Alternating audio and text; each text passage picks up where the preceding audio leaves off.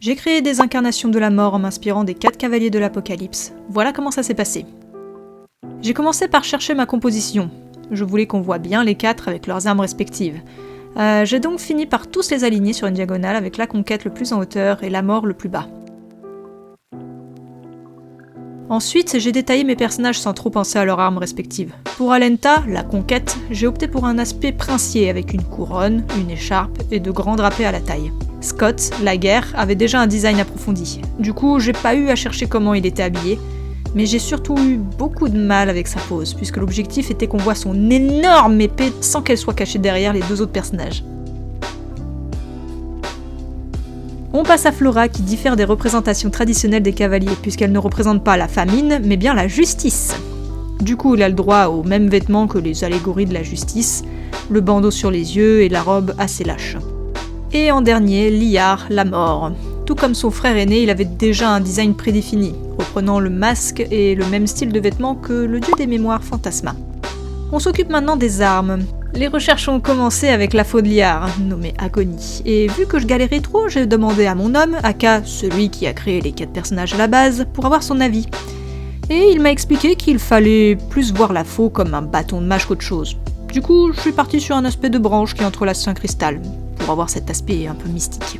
Après ça, je suis passée à l'arc d'Alenta, Sentiment, et alors ça a été une galère à trouver la forme de son arc. On voulait qu'il puisse se séparer en 2 épées en fait, et j'ai mis 6 ans vraiment à trouver la forme qui me convenait. J'ai ensuite arrangé les armes des 2 derniers, Vengeance, le bouclier miroir de Flora, et Tourment, l'épée brisée de Scott, qui ont des designs beaucoup plus simplistes. Puis je suis passée au line, qui est plus là pour m'arranger plus tard lorsque je me mettrai à colorier, parce que je voulais faire un aspect tableau peint. Du coup, le line il se verra pas vraiment au résultat final.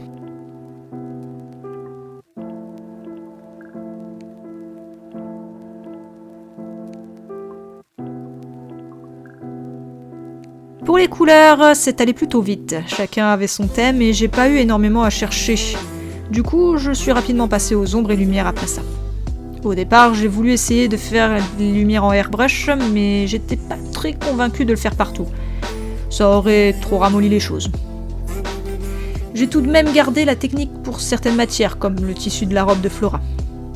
Pour le reste, j'ai plutôt opté pour du cel shading, c'est-à-dire les ombres en bloc, même si c'est pour revenir dessus plus tard.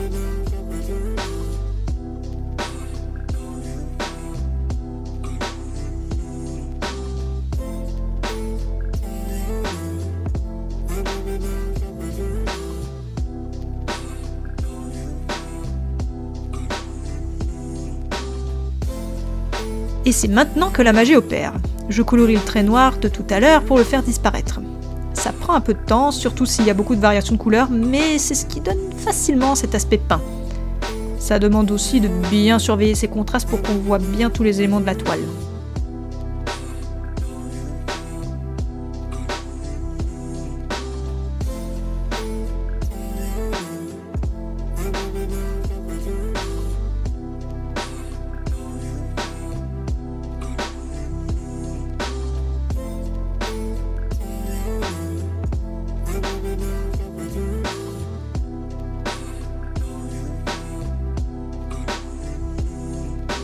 On ramène un peu de fantaisie en rajoutant des petits effets de lumière par-ci par-là.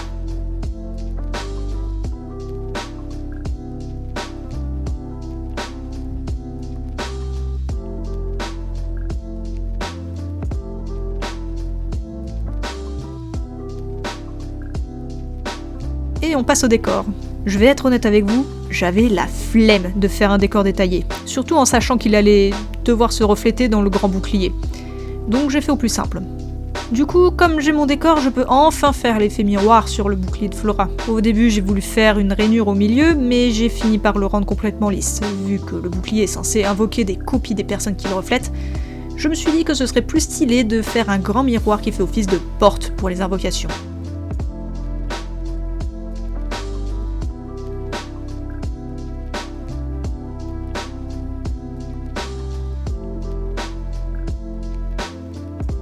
On finit par quelques coups de pinceau pour exagérer l'effet peinture, et voilà, ce tableau m'aura pris environ 50 heures en tout. Dites-moi ce que vous en pensez dans les commentaires, et si la vidéo vous a plu, n'hésitez pas à vous abonner et à me rejoindre sur les réseaux. Les liens sont dans la description. Je vous dis à très bientôt pour une prochaine vidéo.